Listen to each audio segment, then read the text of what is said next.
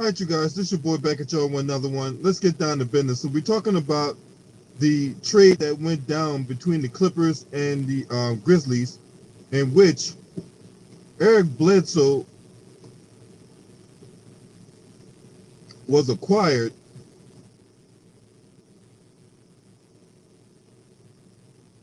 for Rajon Rondo and Patrick Beverley.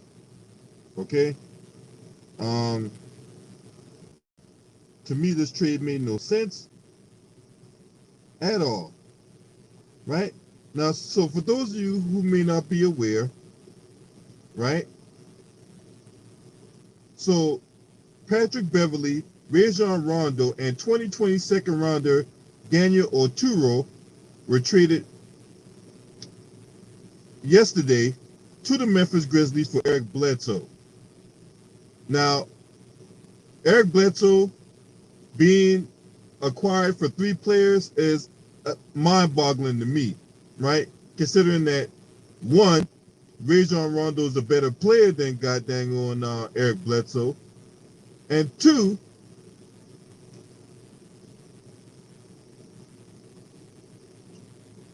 Patrick Beverley is a better defender. They should have just ran it back with the team they had. Why would you mess that up to acquire a player who lost his leaping ability and, more importantly, lost his confidence, right? Now, this is Eric Bledsoe's second stint with the Clippers.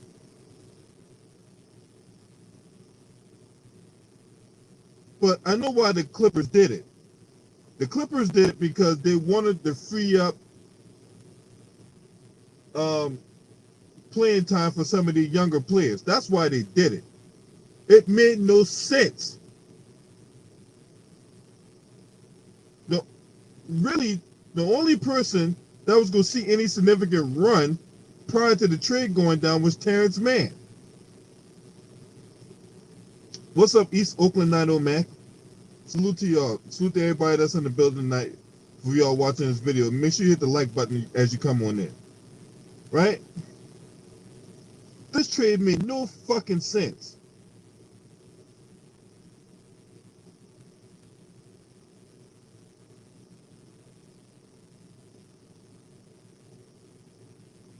Now,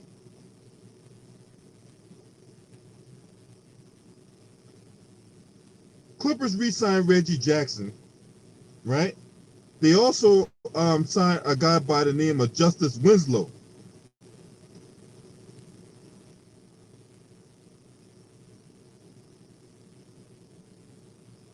Plus, they signed two guys, the two-way contracts, and Yogi Ferrell and Jay Scrub.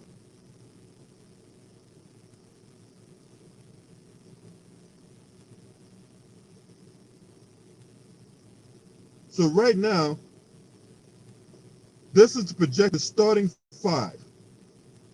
Okay? You have Reggie Jackson, Paul George, Terrence Mann, Marcus Morris, and Zubac. That's the projected starting five. Now, me personally, I would not have Zubac in the starting five. I would have Serge Ibaka in the starting five. But what do I know? Shout out to the homie, Jacob Jennings in the building tonight. Appreciate you. Much love, much appreciation, homie. Salute. So that's the projected starting five. Zubac, Marcus Morris, Terrence Mann, Paul George, and Reggie Jackson. Right? So that leaves Eric Bledsoe coming off the bench to lead the second unit with Luke Kennard, Keon Johnson, Nick Batum, and Serge Ibaka. Right? Now, Luke Kennard signed a 4-year, $64 million deal with the Clippers. Right? That was the extension he signed last year. So that is going to kick in this year. Okay?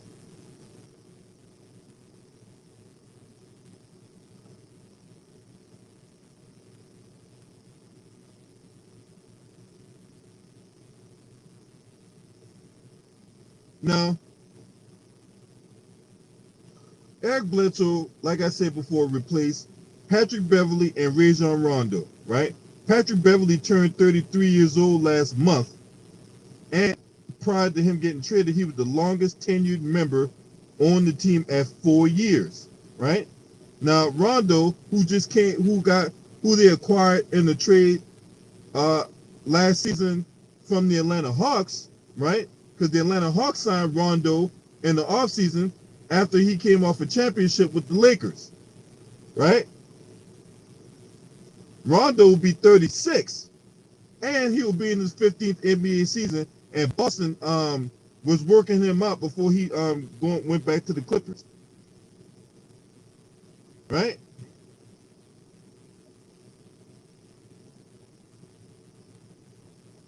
So the Clippers wanted to get younger, right? And Eric Bledsoe is like 31 years old. He's only 2 years younger than Patrick Beverley, right?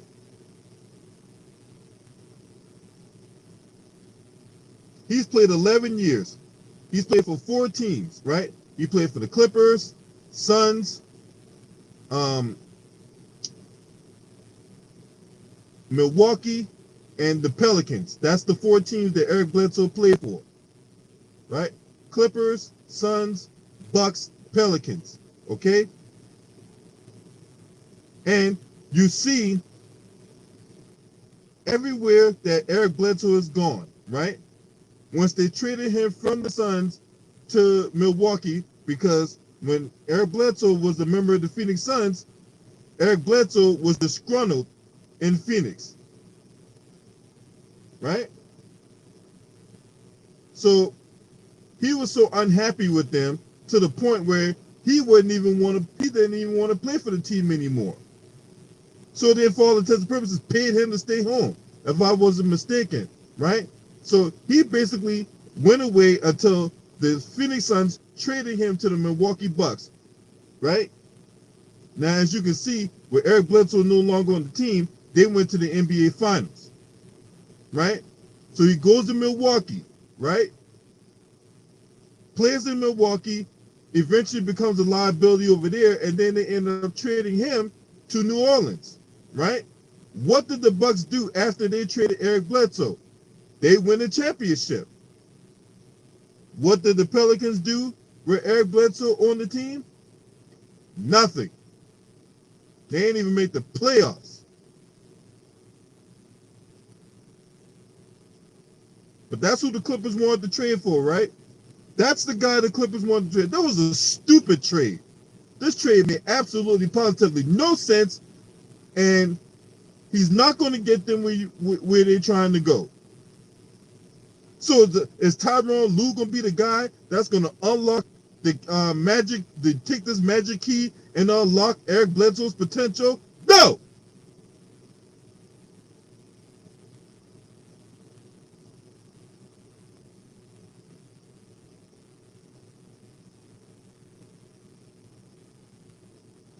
So I'll put a link in the chat. You guys come on in and tell me what you guys think about this trade. This is what we're talking about here. We're talking about Eric Bledsoe traded to the Clippers from the Memphis Grizzlies because he played for Phoenix. He played for New Orleans. They traded him to Memphis, and basically, for all intents and purposes, Memphis didn't want him, and he didn't want to play in Memphis. So there you go. Salute, LB. All right, Gideon, what you got? This is salute. This is a terrible trade for the Clippers. I mean, look, Bledsoe is not trash, but he's mediocre. Okay, the dude is inefficient. His defense is overrated. He's not a good decision maker. He's not a great passer. I don't know what the Clippers were thinking. I don't understand this trade. They could have gone like a guy. They could have gone like John Wall or something. That's what I think the Clippers could have done. Like, I don't like this trade at all for the Clippers. I don't like this trade. And don't be surprised if his team struggles to make the playoffs next year. Don't be surprised. Because you also have to consider this too. Is Paul George going to stay healthy most of the season? Kawhi might not play next season. And the Clippers just got worse, man. This team, I know Pat Bev may not be a great scorer, but he's a great defender, especially on ball defense, second hound players. And Rondo, I can understand them trading Rondo a little bit because they didn't use him right, so I can understand that. But trading for Eric Bledsoe, who's inefficient, who doesn't make any players better, who's not a good passer, overrated defensively, it's a terrible trade if you're Steve Ballmer.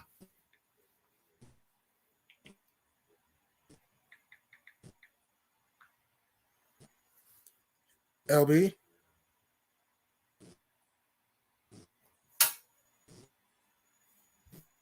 Hear me? Hey, can you hear me? Yeah, I can. Yeah. All right, yeah. So yeah, this trade made absolutely no sense at all. Mm-hmm. I mean, where's the upside? None. None. Bledsoe's an inconsistent shooter. His defense is overrated. Can't pass. I mean, we're talking about the same Bledsoe that sucked in the playoffs with the Bucks many times. Remember, going into those playoff series, we questioned. He was one of the main questions about the Bucks NBA title chances and all that. Yeah. We talked about this on this channel at great length. Mm-hmm. And if you like, and as I alluded to a few minutes ago, when they traded him from Phoenix right to Milwaukee, right? Mm-hmm. You see what happened with the Phoenix Suns. They end up going to the NBA Finals. And we're 2 wins away from the title, yeah. When they traded Eric Bledsoe, when Milwaukee traded Eric Bledsoe to New Orleans, right? What did the Bucks end up doing? They end up winning a championship. Yep. So there's a pattern here with this guy. Right. But this is the guy the Clippers traded for. I don't get it. Me neither. If you're Steve Ballmer, this has been a bad all season. If you're the Clippers, it's like, okay, you re-signed Reggie Jackson. Okay. But still, no world beater, but it was all right. But he's not a world beater. I know. I'm saying it's a decent move. We don't know what they're gonna do with Boogie Cousins. They haven't re-signed him yet. Kawhi Leonard is gonna be out most of next season. I don't know. If not all of it, or even all of it. Like I said, LB, do not be surprised if his team misses the playoffs next year. Don't be surprised. Because here's the thing, though: is Paul George gonna be healthy next season? We have to think about all this stuff. Terrence Mann is good, but how good is he going to be next year? So those are things we have to consider. The West is getting tough, man. I don't know how the Clippers can do much next year.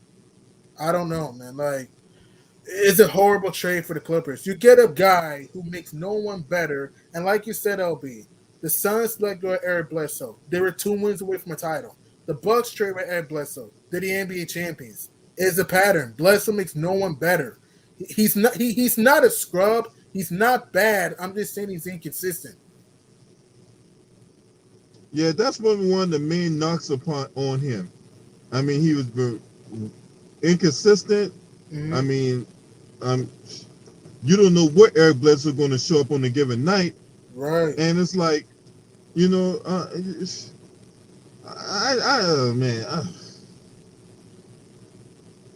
horrible trade. What's up, Brett Jackson, man? You know, it was a stupid trade. Okay, I'm just gonna keep it a buck. They could have gone like John Wall. Stupid trade. They could have gone like John Wall. What do you think about that? They could have gone like John Wall. Okay, and then who you gonna give up for John Wall? I mean, you probably would still have to give up Rondo, maybe. A few. But Rondo's gone now, so you can't use that. So I know. I'm saying you didn't have to go for Bledsoe. That's what I'm saying. You didn't have to go for Bledsoe. That's what I'm trying to say. You didn't. The Clippers didn't need to trade for Bledsoe. They could have gone Wall by trading maybe Pat Bev a little bit and maybe Rondo and a few picks. You didn't have to trade for Eric Bledsoe. I know John Wall is not a great shooter, but he can hit jump shots a little bit, and he's a good slasher, and he's a good defender, and he can fly to the rim, and he's a pretty good passer. That's what I'm saying. John Wall would have fit this team better than Eric Bledsoe. Right. Hey, what's up, Red Pill? T. Price, Brett Jackson. I see y'all up in here, man. It's a little jiggy. For real. Anyway, yeah. This dude, for real. And then, and I, before we continue on with the Clippers or whatever like that, right? I just want to say this thing. Now I hear a lot of people online talking shit about goddamn on John Wall, right? Mm-hmm. But people must have forgot how good this man was before the injury bug hit him, and it hit him pretty hard, right?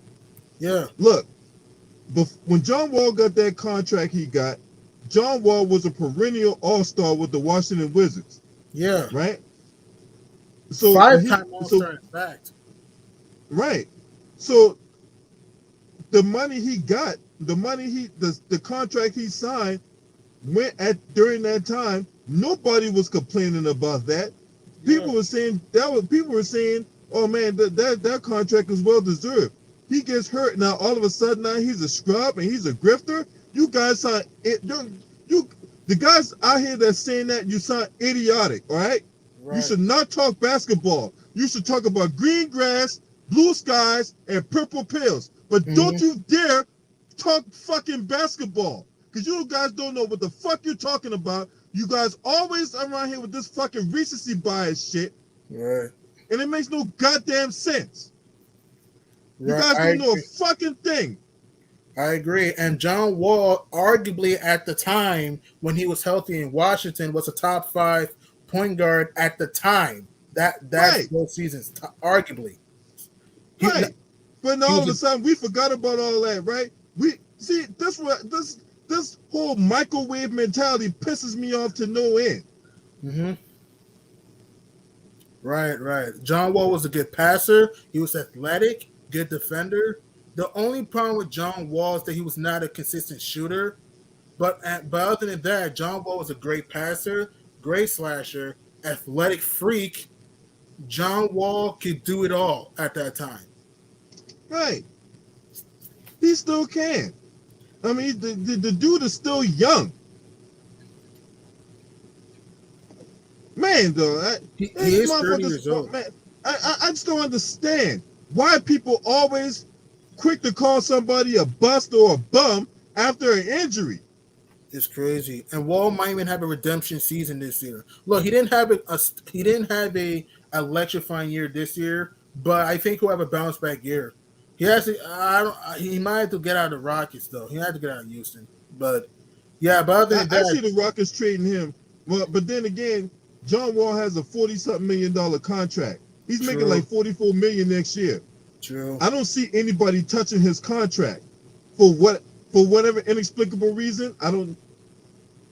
Look, you can trade for John Wall. Now, unlikely people going to do it because they're going to see his contract and I'm like, I don't want to touch that. But you're missing out. But anyway, let's get back on the Clippers, right? Right. So, where do we go from here? Where do the Clippers go from here? Right? It's a whatever because this could be nights Paul George is not going to play for load management. Right? He's not going to play every game. And barring him getting hurt. Right. And barring him getting hurt, because we got to take that into account, right? Because he's been hurt whether it be shoulder, knee, whatever, right? Mm-hmm. You take Paul George out that starting lineup, and then who you got?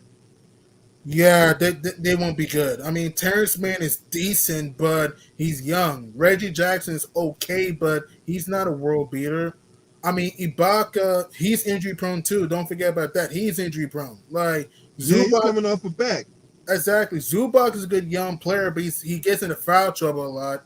This team might not be good. This team might not make the playoffs next year. Don't be surprised, because here's the thing. The West is getting stronger. Like, look at the teams. You got the Lakers, the Suns, the Jazz, the Nuggets, the Warriors, the Mavs, the Pelicans, the Grizzlies. Memphis got better with the trade. You know what I mean? So the Clippers may drop off though. The Clippers may. Here's two things. This team will either miss the playoffs or be in the play-in. That's my prediction. I can see them being in the play-in game. Yeah, around that. But then again, I can see them being. I can see them avoiding the play-in game and playing the 6th seed. You know what I'm saying? I mean, possible. But man, this trade made no sense, man. It didn't. What's up, Patrick Renee, Maximus Royalty? See y'all up in here, man.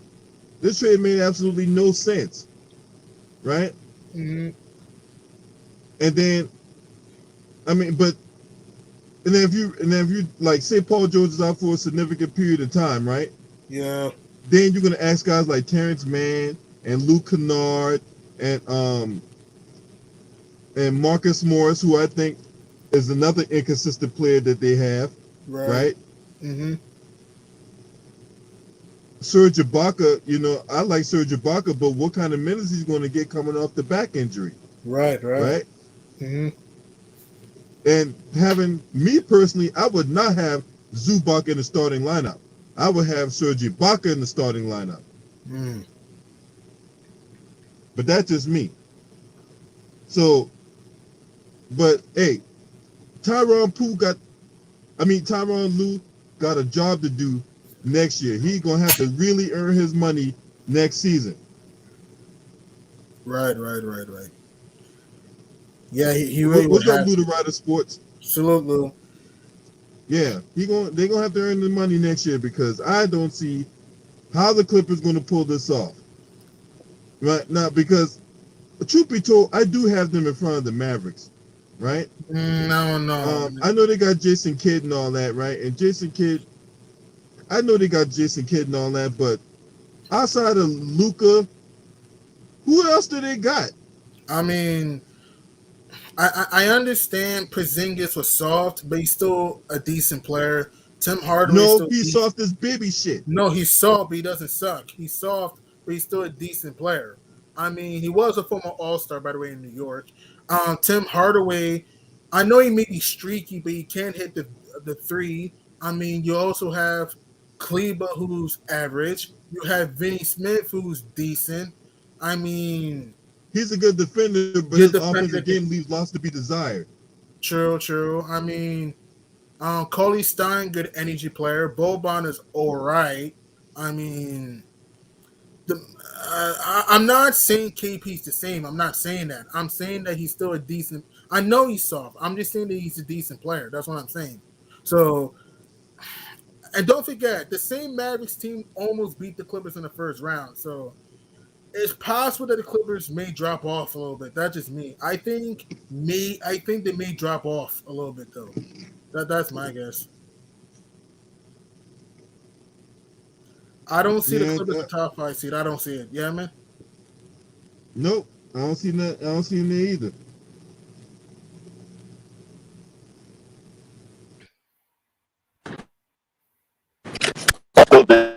Goddamn Mavericks. I mean, I still see the Clippers better than the Mavericks. The Mavericks ain't got shit outside of Luka.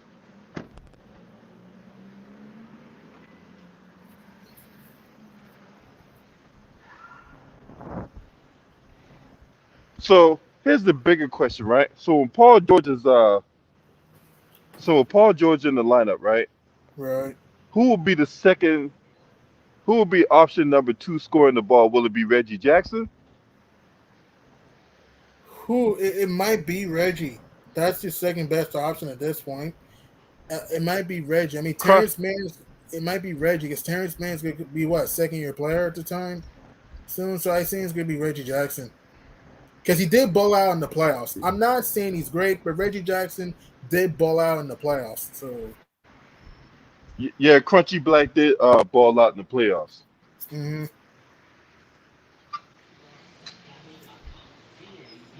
I mean, your third option when it comes to scoring will be Marcus Morris. Depending on the matchup, yeah. Yeah. You think But Kawhi plays at all this season? I'm going to say maybe not. You? nope, no, no. Mm. No, I don't see him playing not 1 minute. Right.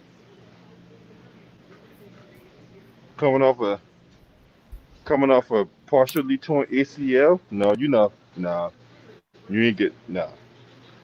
Mm-hmm. Ain't no way. Oh, Let's excuse see the me. Terrence bionic Mann go to man. his third year. My fault. Terrence Mann go to his third year. As you were saying. Huh? Sorry, I made a mistake. You say what? Terrence Mann will go into his third season. My fault. So yeah, I agree. I don't think Kawhi's going to play at all next year because knowing if Kawhi Leonard can miss Why? 73 games because of a quad injury, I'm pretty sure he's going to miss most of the season due to a 20 ACL. And even if he comes back next year, he's not going to be the same player right away. You know? Well, we'll just have to see. I just don't see him, rushing to come back from this kind of injury or whatever like that. Right, right, right. Now I remember when it first happened, right? Mm-hmm. When it first happened, they tried to like keep this under wraps, but my thing was, how could you keep this like the worst kept secret in America? Right. You know, Mm-hmm. they just kept trying to like stretch it out, talking about like, oh, well, he's questionable. Oh, no, he's not. He was not going to come back. But anybody could Let's put be two, honest. yeah, yeah. Everybody put two and two together knew that Kawhi Leonard wasn't gonna play the rest of them series and all that. Right, right. It looked bad. That injury looked bad. I mean, I don't know why the Clippers training staff was trying to gloss over it to think it wasn't as big of a deal, but it was a big deal. It really was a big deal. So, Well, this the thing. This the mhm, thing, right? right, Um, the thing was they was in the middle of a playoff series against the Jazz, right? right, And it was in the they made it to the Western Conference Finals against the Suns. Now they still had the game. You had to have the Suns game plan for if he was going to play, right? hmm, But the only thing I challenge is that I can't. I won't speculate, but my thing is I think a lot of these guys talk to each other and shit, right? So they know right, these guys talk to each other. These guys got their phone number.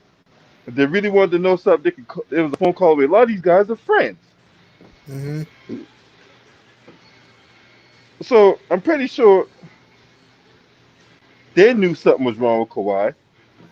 Kawhi knew something was wrong with Kawhi, but hmm, this whole notion that you put the media and the fans and the spin cycle and all that trying to control the narrative and all that about the status Kawhi Leonard's injuries, it was unnecessary.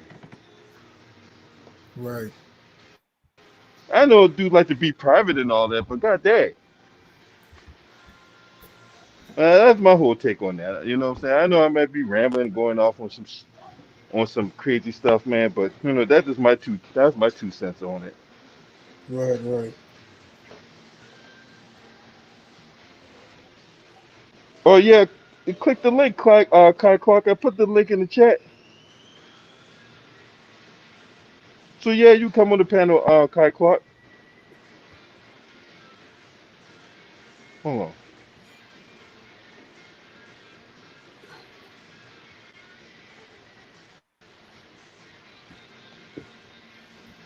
So that's my thing about the Clippers. This was a stupid trade, bro. Yeah, it doesn't solve the problem. Like their playmaking just got worse. Absolutely not. Right, their playmaking got worse. Eric Bledsoe is a mediocre 3-point shooter. Even he shot bad. He only shot around 69% at the line. He's not that good of a free throw shooter. His defense is overrated. He's a bad decision maker. He's a shot jacker at times. And like we both agree, he doesn't make teams better. He really don't. Like, think about it. The Suns traded away Bledsoe. They're in the NBA Finals and almost won a title. The Bucks traded away Eric Bledsoe. They're the NBA champions. Like, salute, man.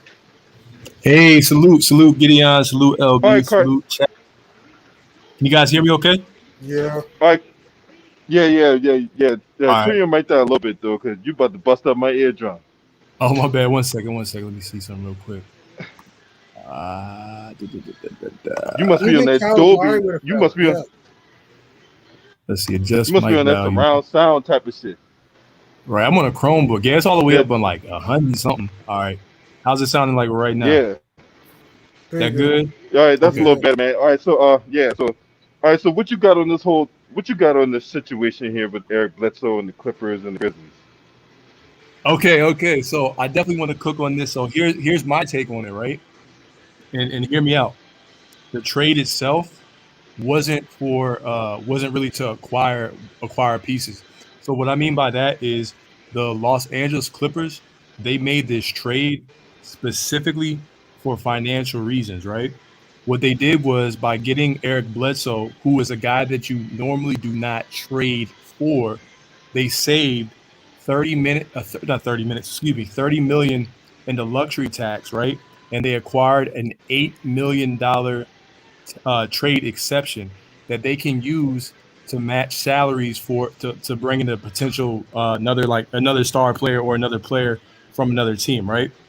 Also, on Mm-hmm. top of that, they got rid of that old Clippers guard. Montrezl Harrell is no longer there. Patrick Beverly is no longer there, and Lou Williams is no longer there. Because when you're going into like a new arena and you have Kawhi and you have PG, you need to make sure that you get rid of all that old guard, those players. Furthermore, you have to look at a guy like Patrick Beverly's durability. Yes, we do like the intensity that Patrick Beverly brings to teams, but last season there were 72 games, right? Patrick Beverly, and you can fact check me on this. I believe he played in only a total of 34 of the 72 games, so he missed half the season. His biggest issue was lack of durability. He's always undurable. Rajon He Rondo, actually played 37 games, actually. 37. Okay, thank you, Gideon, because I knew Gideon always has his stats, so I appreciate It's it. not just Oh, numbers. I don't just bring numbers, man. I bring context. yeah, Numbers. appreciate it. Thank you, man. Thank you. Also, Yep. Rajon Rondo. Sometimes you have to be willing to admit when certain things are not not a good fit for you. Like Ty Lue. Ty Lue's he's I don't think he's a great coach. I think he's just okay. You know what I'm saying? But with The with head. Rajon Rondo, Rajon Rondo, that fit, it never fit the Los Angeles Clippers. So what they can do is John Wall, he's going to probably be bought out because no team is going to trade for his contract. He's probably going to be bought out. He was at the Clippers and Mavs game during the first round. Him and Paul George have a rapport.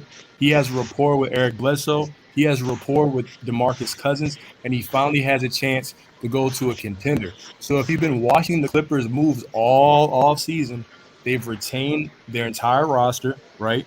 They got rid of those two old guys and Patrick Beverly, who's not durable, and Rajon Rondo, who's on his last legs. And they have a chance to either acquire a John Wall on the buyout market or potentially trade for another player down the road.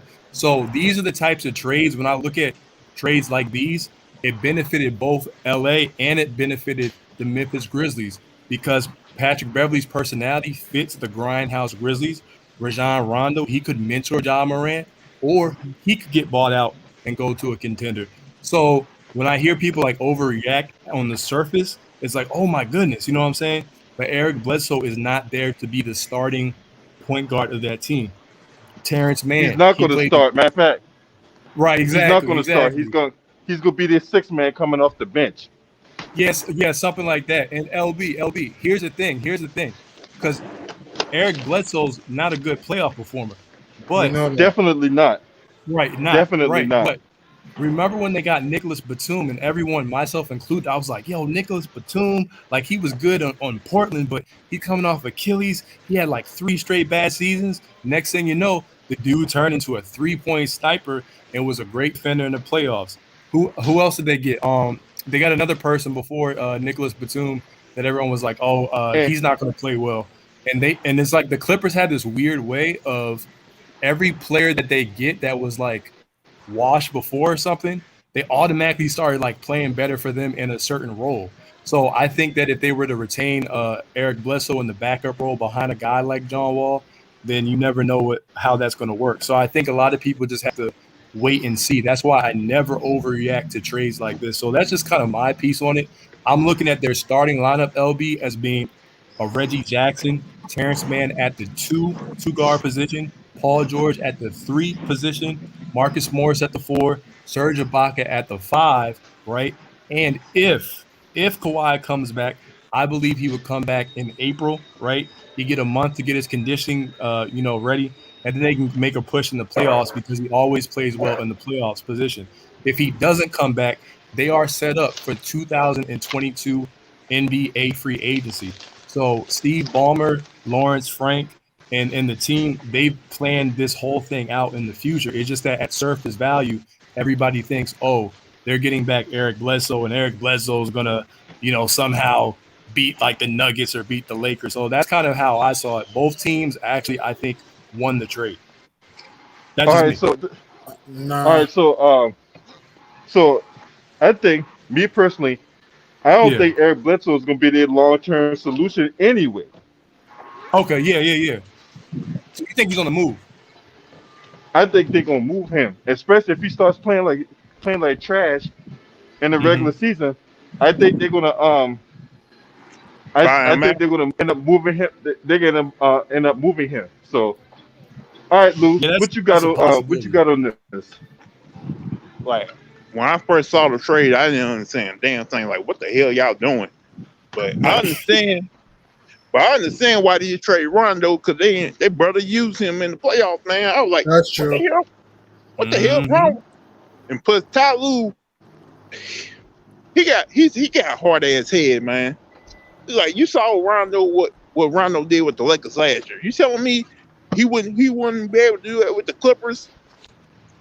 Because he kept on. Because I know Reggie Jackson had a great playoffs, but when they had leads in certain games, you would benefit having Rondo in there to help hold that lead, because he knows how to manage the game, and it kind of cost them. Now Pat Bev, I thought he should have been gone a long time ago, because sometimes Pat Bev does certain things to get the Clipper teams in trouble and cost them a couple of games. But hopefully he do great things in Memphis, and I ain't gonna be surprised if Memphis actually beat the Clippers next year, because Pat Bev and Rondo gonna be looking out for blood and revenge. Right, and the Grizzlies have nice talent. You have Dylan Brooks, John Morant getting better. Yeah, I think when I look at the go ahead.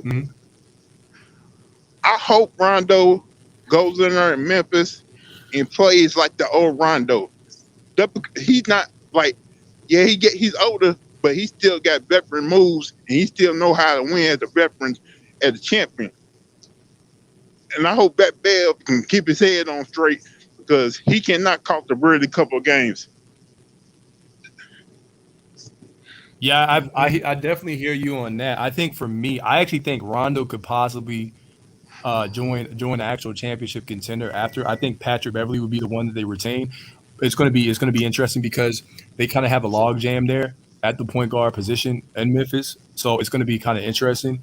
But I think at the end of the day, when you look at them, it's really just the durability issues, because Rondo can't stay healthy, Pat Bev can't stay healthy. Like, I know you mentioned that you believe that Patrick Beverley should have been left the Clippers beforehand. Now he can hit that corner three.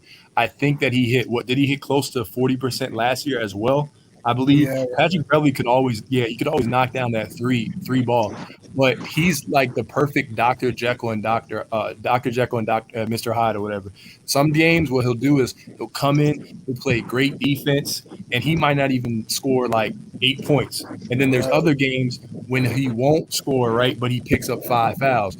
So it's like the craziest thing I've ever seen. You know what I'm saying? I also say it like this. Yeah. The first person, if one of them get balled out, I think Pat Bev be the first person to get balled out. I would not be surprised if Miami add them to their team.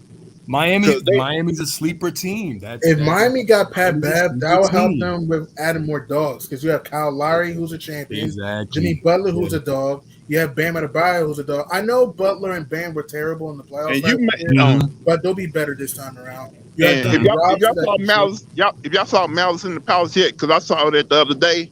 Yeah. Think about, if you had Pat Bev to that Miami Heat team, you got PJ Tucker and Pat Bev, who going physically get on you on the defensive side, and man, I wouldn't want to deal with that for a 7-game series. Defensive side and can hit the three themselves. So right. And also, I know we're talking about the Clippers, but for the Heat had a good off season, by the way. But Yes, they did. They had a very good off season. But I don't think Pat Bev is going to get bought out. I think the Grizzlies might keep him for playoff experience Same. to help out John Moran and Dylan Brooks. So I think they'll keep him. Rondo may be gone. Don't be surprised if Rondo goes back to the Lakers. Don't be surprised. Yeah, that's Hey, literally. Go ahead. for Go ahead. me? LB. Yeah.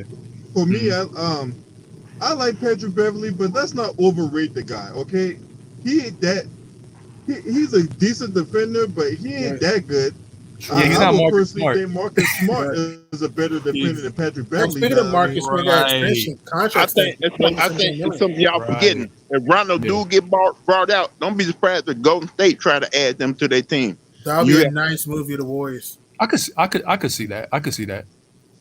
Yeah, like Marcus Smart. I love Marcus Smart, and I used to and hear me out on this one, right? This is during the bubble, because see, the bubble was one of those things where it really fooled a lot of people. It had people thinking that Tyler Hero was Klay Thompson and not Rex Chapman. But anyway, when they were in the when people yeah, and when we were in the bubble, man, I told people, I was like, if you look at the Celtics, and I'm kind of tying Patrick Beverly into it, right?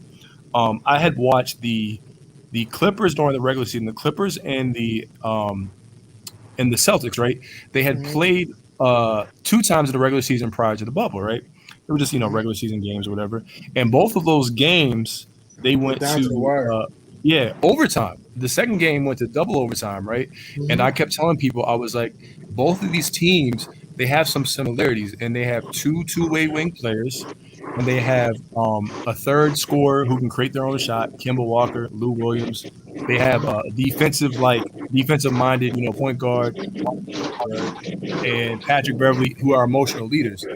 But I said the difference between Patrick Beverly and Marcus Smart is Marcus Smart can actually guard like multiple positions, and he doesn't make those bonehead plays. Where Patrick Beverly, he at times is overly emotional and stuff like that. And so I've always said that, Patrick Beverly has extreme confidence in himself, but it's like Patrick Beverly thinks he's of that ilk in his head, but he really isn't. But every now and then he will definitely make, a play like the block on LeBron James. But if you were getting the Marcus Smart level of defense, then yeah, it's like definitely don't trade him. But at the end of the day, like LB said, like durability, man, matters. And let's be honest, over the past 3 seasons, man, that dude just doesn't stay healthy. So so for the Clippers, all I'm saying is this: they position themselves, if they can maintain that 6 or 7 seed, and if Kawhi does come back later in the season, and what they're able to do without him, because Paul George getting in and everyone he's the type of person is a rhythm player. He's always mentioned he needs to stay healthy too. Paul George needs to stay healthy. Exactly, he needs to stay healthy. But they lost Patrick Beverly, but they gained Justin Winslow, and Justice Winslow is only there to defend. I've seen him. That's a decent move, yeah. Yeah, and people forget that because they get enamored by big names. He was a good defender in Miami. He was a great defender in Memphis. I think they may run into this problem. I think Paul George gonna have that mindset. It's like, man, I got to do everything. I got to make sure I put up 30 plus every night. And that's why. But they're gonna have to. Like, he would have to though. He gonna He have has to ball out. Yeah, he's going to be an MVP candidate again. They just need to get another piece, and that's why I think you get that trade exception, right? And you bring in another guy. And also, if you can pull off that John Wall in the buyout market, because no one's going to trade for him. Like the Houston Rockets, it's not a matter Nobody's touching that contract. Yeah, it's not a matter of if, it's more of a matter of when. Like, I also think the way Jalen Green is playing in summer league right now, they may buy him out. Right. Yeah. Like don't do that to John Wall. The dude's like 30, 31. Like, let him go to a contender, He's 30. man. John Wall's 30, by the way. Yeah, 30. Yeah, so like it's crazy, man. And like I don't me personally, I don't know how you guys go, but when a player likes a tweet, I don't care about that. But when you're actually showing up to a game and you actually do have a real relationship with players on the team, and a Paul George and an Eric Bledsoe and a DeMarcus Cousins, that actually matters. Like, you know what I'm saying? Like, to me, and the fact that you have a chance to go to a contender And if you look at all the teams in the East and you're like, okay, well, who has a point guard? Atlanta has a starting point guard. Milwaukee has a starting point guard. You know what I'm saying? Like, you start going down the list. The Charlotte Hornets have a starting point guard. You go to the West. The Lakers have Westbrook. The Mavs have Luka. The Suns have CP3. The Nuggets are going to get back Jamal Murray. So by process of elimination, you're like, John Wall. You're gonna have to build a team to contend with all those teams in the West. You have to have somebody. You know what I'm saying? And at the end of the day, I actually y'all. Hey, I'm gonna drop off. I'm not gonna end the stream, but y'all go ahead and continue All talking out. right. You're gonna drop it? Okay. I'll be back. All right, LB. Yeah, this is a crazy. I'm just gonna say this. Yeah, if go ahead. John Wall is 85% of the play he was when he was in Washington, I think he can be the guy to lead the Clippers to at least the 4 to 5 seed. I say 6. I don't know about 4 or 5. I think that's too high. I say 6. You still need Kawhi. Yeah. Here's if Kawhi came back earlier, that'll be different. But if they do it without Kawhi, there's gonna be a whole lot of questions. Oh, if they did it without Kawhi, they're like, wow, right? That'll be wild. But I don't see it. Here's my top 5. I don't see it either. Here's my you gotta look at this. You gotta look at this. If Reggie Jackson can put up the points he did when he was in playoff, like average 20 with Paul George averaging 20 plus and John Wall averaging 20 plus, then you gonna have to think of this Clipper team a whole lot different. Because if you have John Wall, that means you got a whole lot of offense on this Clipper team. Because John Wall's a career 20 and 10.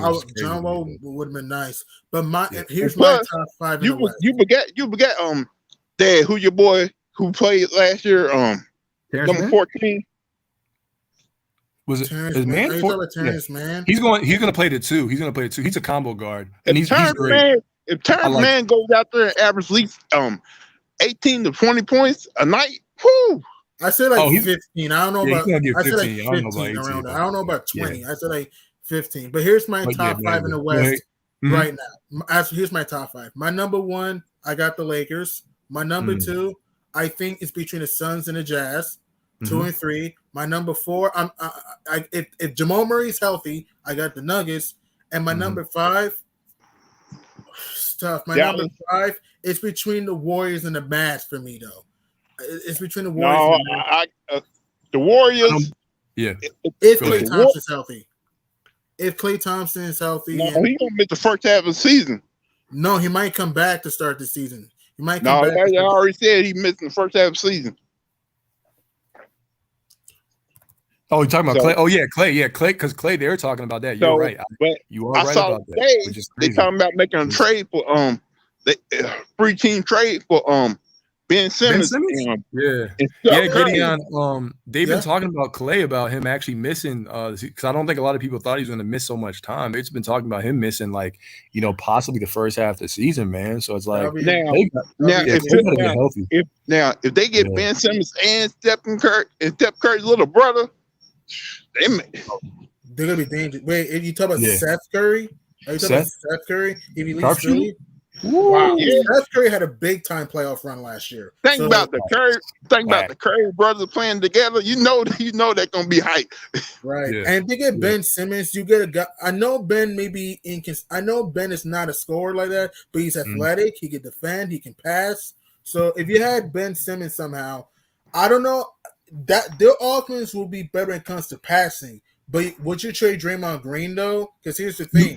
You have to. Go ahead, Gideon. Go ahead. If you have Draymond and Ben the same starting for 5, your shooting will get worse, though. Yeah, because Draymond is streaky from the 3-point line, and Ben can't shoot.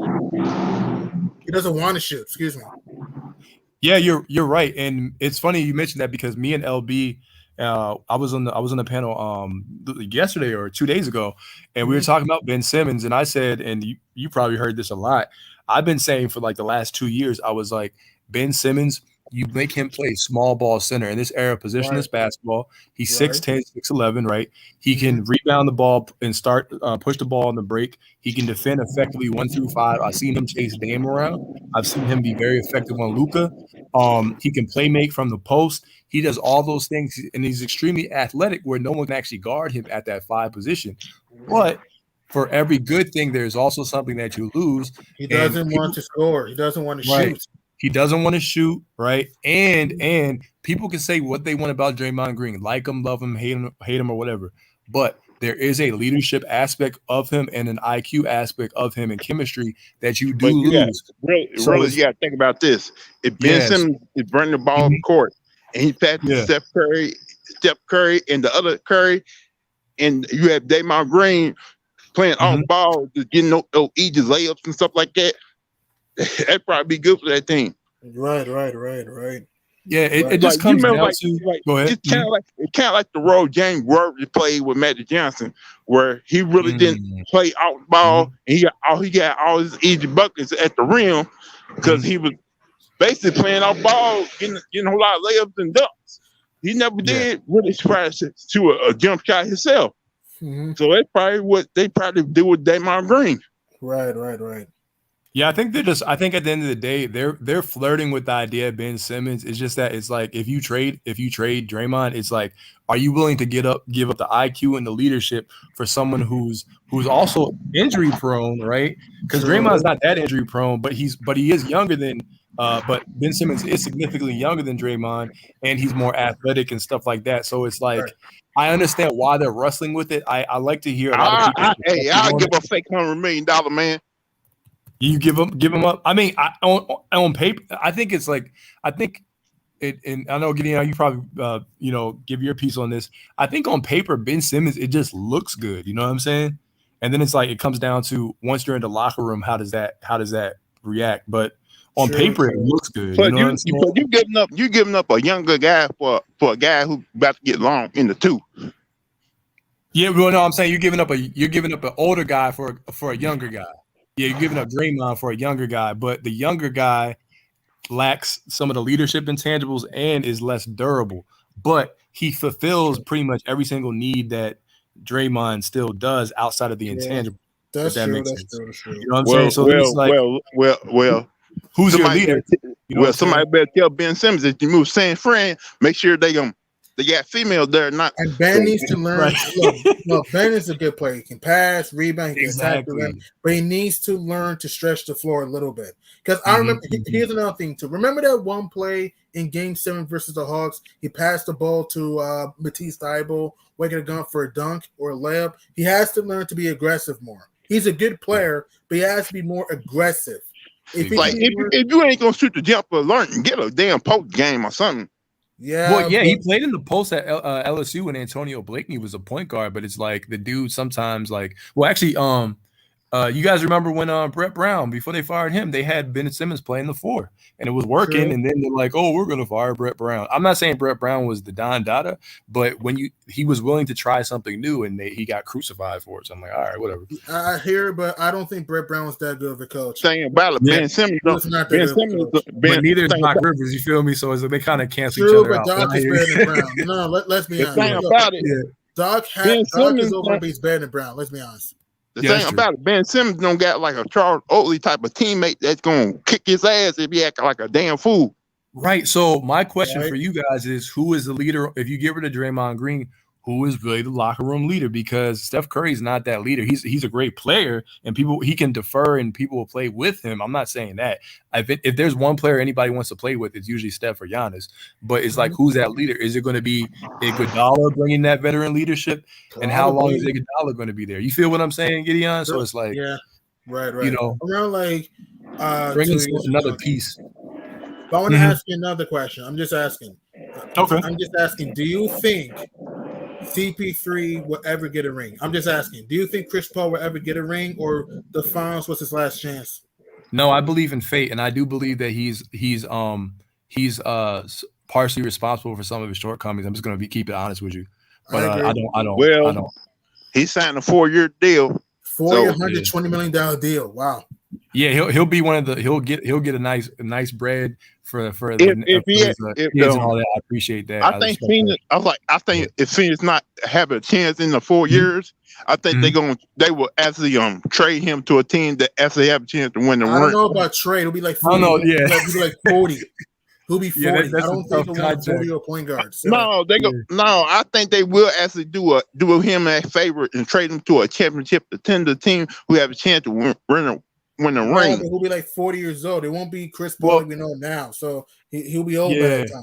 He might we're even saying. retire by that Mhm. time. He might even We're, retire.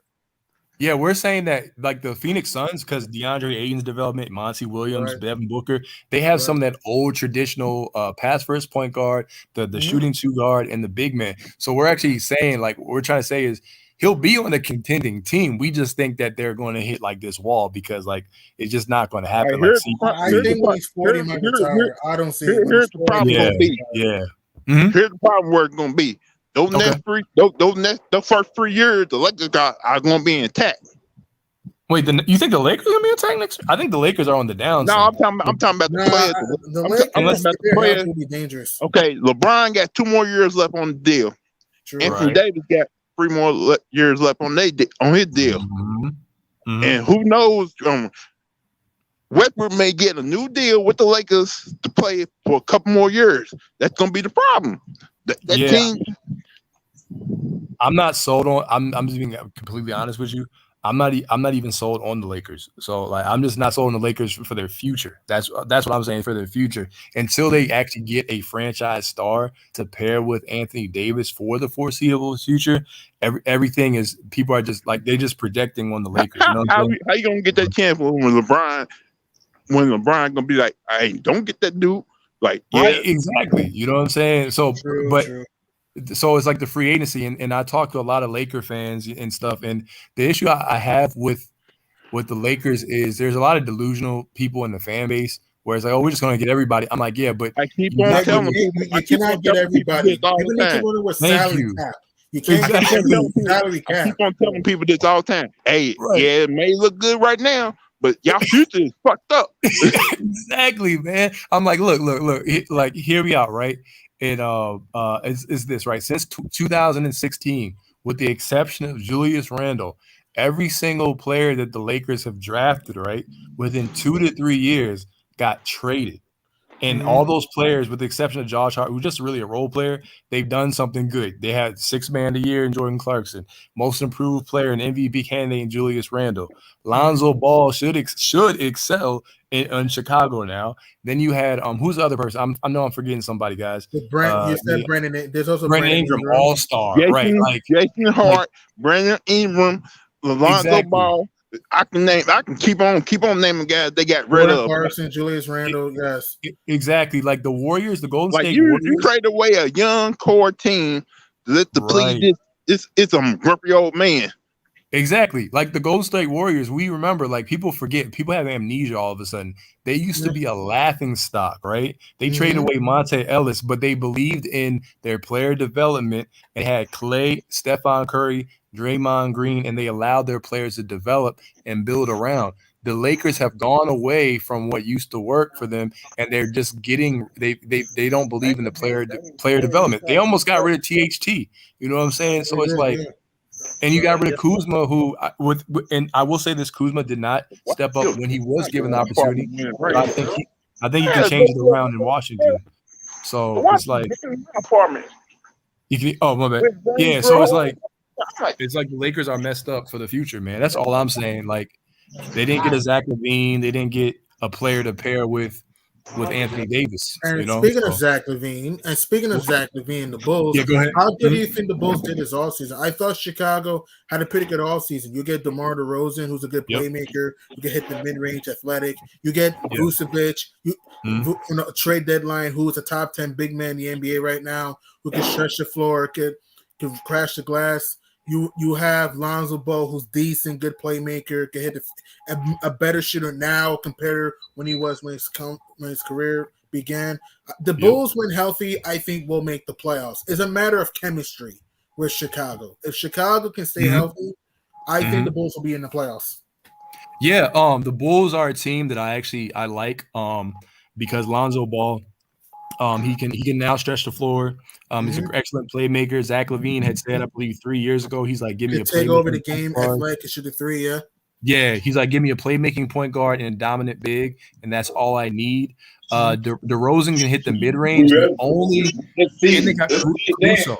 You got what you need. You Caruso too.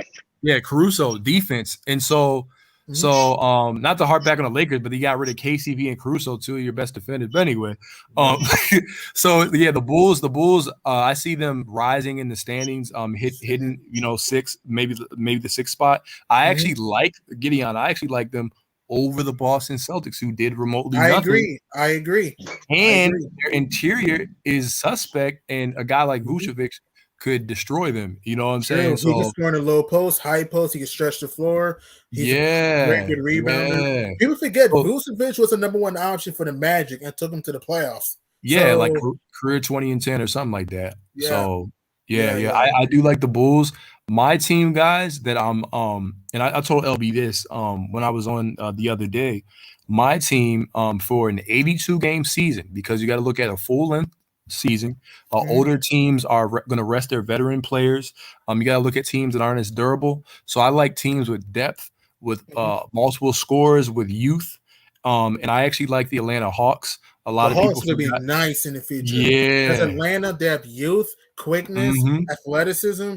You can argue this, right? If Trae Young and DeAndre Hunter, you can argue this. If DeAndre Hunter and Trae Young were healthy last year, and Cam Reddish, you can argue they may have made the NBA Finals. So you can argue that. The Hawks have shooting, a good coach, and Nick McMillan, who did a great job. You have a good culture, Gallinari that can shoot, Lou Will can create his own shot. You have Trae Young, who's arguably a top 5 point guard in the NBA right now. And he can strike fear in your heart. And Trae Young is a very good playmaker, by the way, and has a nice floater game. You have John Collins, who they re-signed back, who's athletic. And can hit the three, and Capella, who's a top 10, he was leading rebounder last year.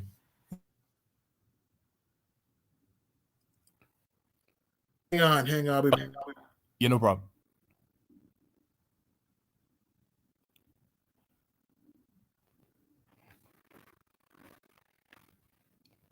But yeah, we're talking about the Atlanta Hawks.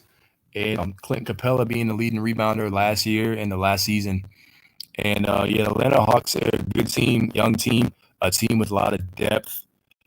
You have a lot of guys that can score on the team. You have a sharpshooter, Kevin Huerter. Bojan Bogdanovic is on the team. DeAndre Hunter, a two-way player. Clint Capella, leading rebounder, 6th man of the year. And Lou Williams.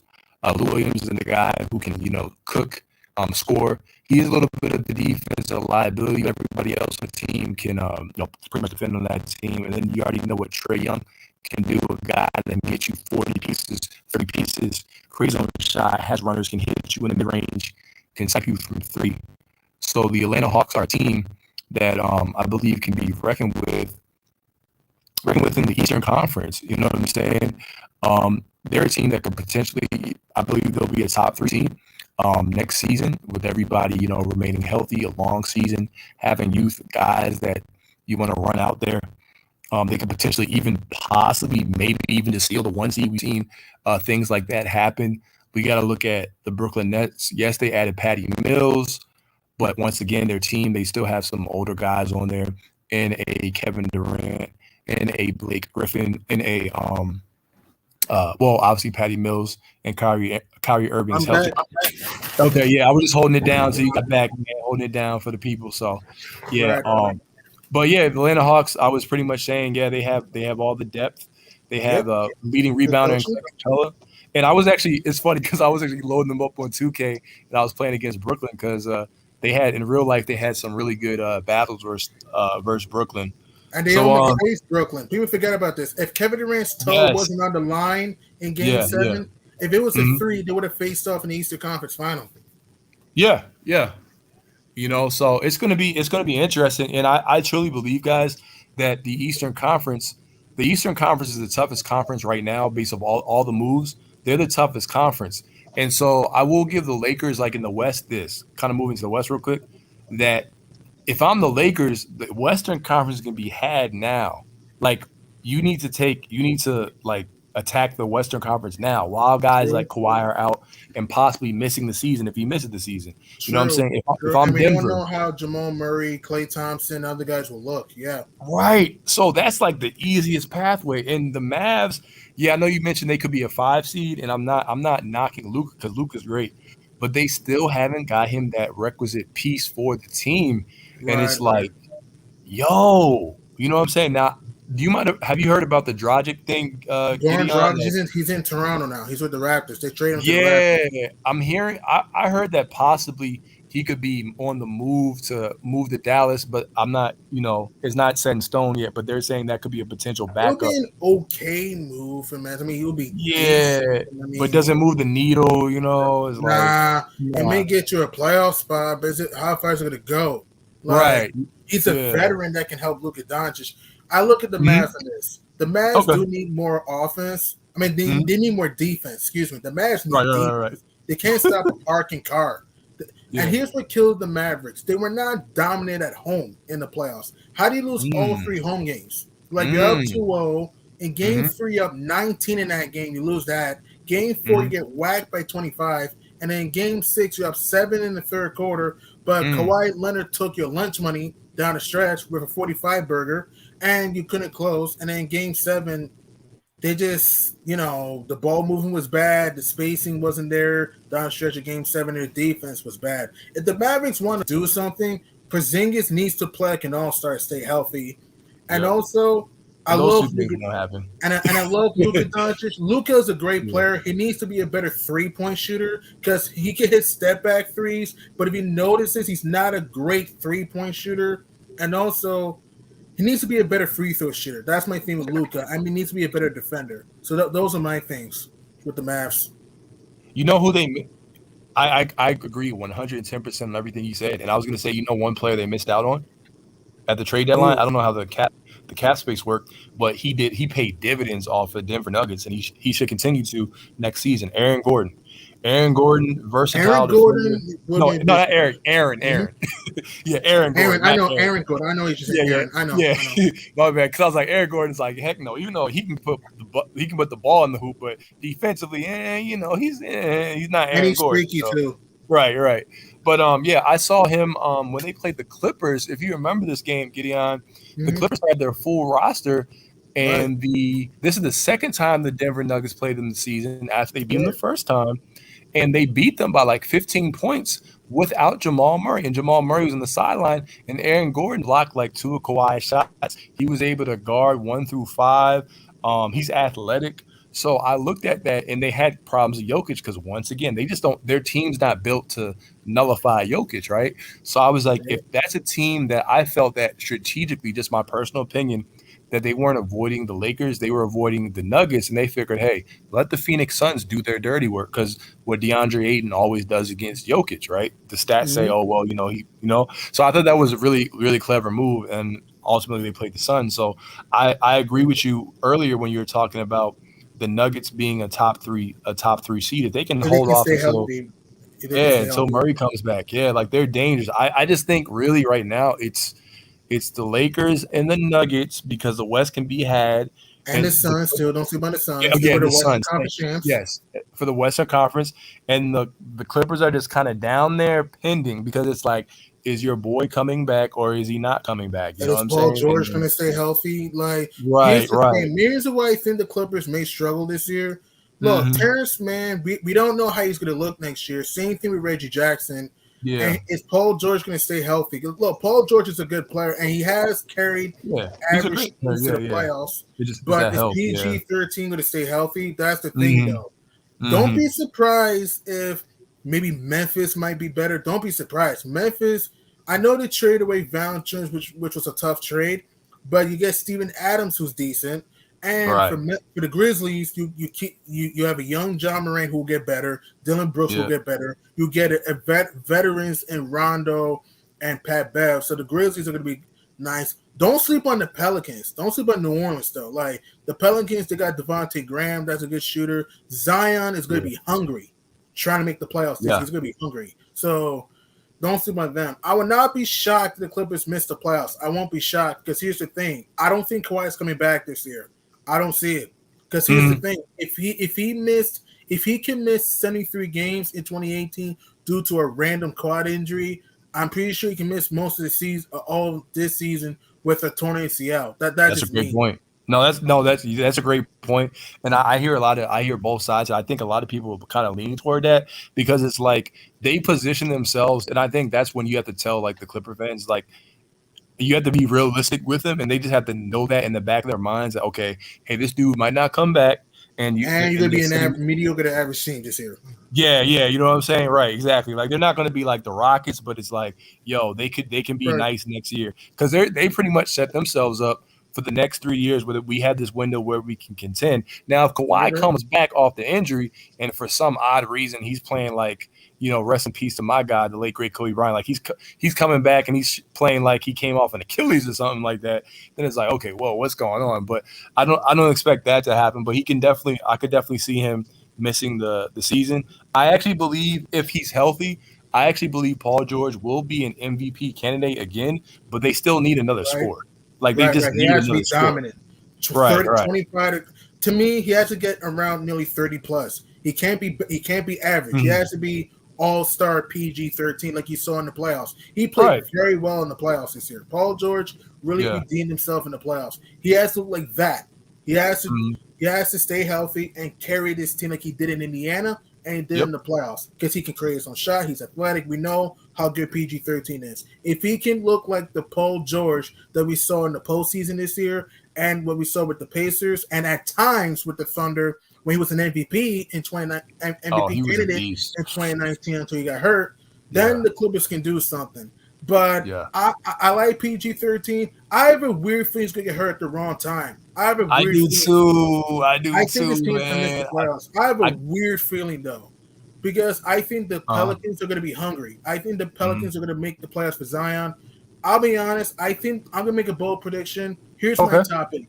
I'm going to make my top 8. My number 1, I got the Lakers. This is just me. Number 2, I'm going to say maybe it's a tie between the Jazz and the Suns. Don't sleep on the Jazz. They're a good regular season team.